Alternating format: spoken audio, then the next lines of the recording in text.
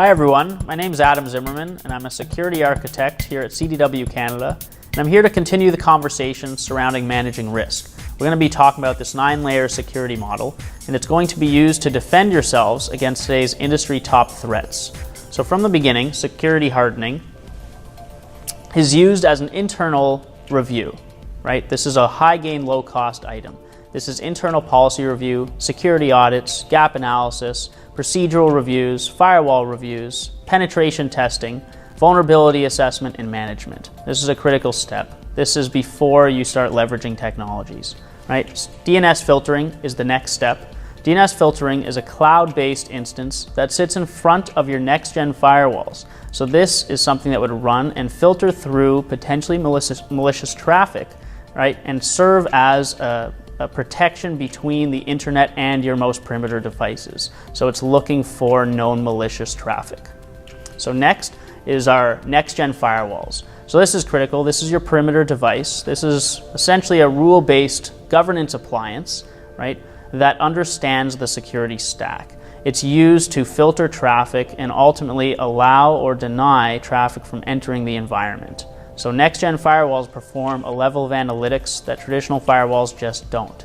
So email security is our next layer. So utilizing a secure mail gateway is what I'm referring to, is a method of defending against phishing emails, defending against malicious content that can come into your environment and ultimately attack your end users via email. So having, for instance, sandbox technology incorporated into an email secure gateway is paramount, because you can sandbox and ultimately open malicious links in a controlled environment to determine whether or not they are malicious. So this is critical. So the next layer is actually web filtering. Web filtering, or content filtering, is a method of narrowing your attack surface, right? It's limiting access to the internet. So your employees, for instance, will have somewhat of a limited access, but ultimately will help reduce your level of risk. So region blocking is an example of this. If you don't do business with certain regions of the world, block the traffic from touching your environment, because some of these regions are known to be malicious and ultimately will increase your overall risk. So DLP, which stands for data loss prevention, is our next layer.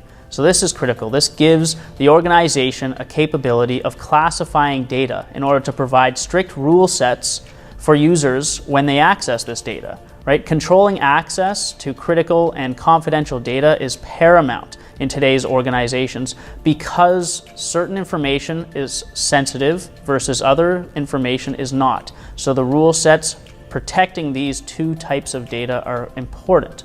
Therefore, DLP is a way of maintaining that overall procedural review. So endpoint protection is the next layer. This is a big topic because an endpoint can be anything. It could be any interconnected device. So we look at laptops, that's an endpoint. Desktops, that's an endpoint. Servers, printers, you get the idea. So having all of these different devices requires a comprehensive security strategy, right? So what do you need to do if you can't maintain a security standard? You need to leverage technology, right? And the more critical the technology, the more comprehensive the capabilities, the more protected you are. So incorporating sandboxing technology at the endpoint level is very important, because you can potentially open malicious files in a controlled virtual state and understand whether or not a threat exists. So other functionalities that are commonly associated with the Tier 1 products are threat analytics, sandboxing technology, and ultimately a method of user and behavioral analytics. So next on the stack is SIEM. SIEM is critical to the incident response process, which is a critical step in any security investigation. This is the process that enacts your information security team in order to take action against a threat. So in order to do that, you need logs. And in order to action this information, you need to pick out critical information from these logs. If you can't do that manually, which most people cannot, you need to leverage technology, right? Visibility is the name of the game with SIEM. So network access control logs, user access control, application errors, patch management, bandwidth utilization, memory utilization, behavioral analytics, the list goes on. Those are just the critical items that you really need in an investigation, and ultimately a SIEM gives you that information quickly so you can make decisions. And lastly, threat hunting. Threat hunting is a critical step in the security stack, but could only be achieved with those other 9 layers as part of the security strategy. So threat hunting, right, requires one of 2 things. Either A, you have a cybersecurity professional who can manually look at all of the information presented to the individual and understand where the next threat might occur.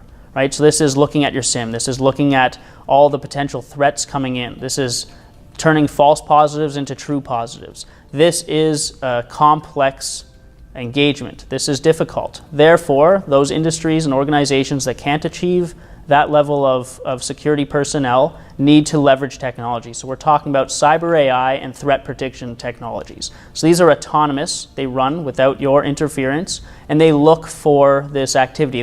They look at machine learning technologies, environmental learning technologies, and oftentimes don't wait for approval before taking actions. Therefore, you need to monitor and ultimately build a proper plan before incorporating such a threat hunting piece of technology. Thank you.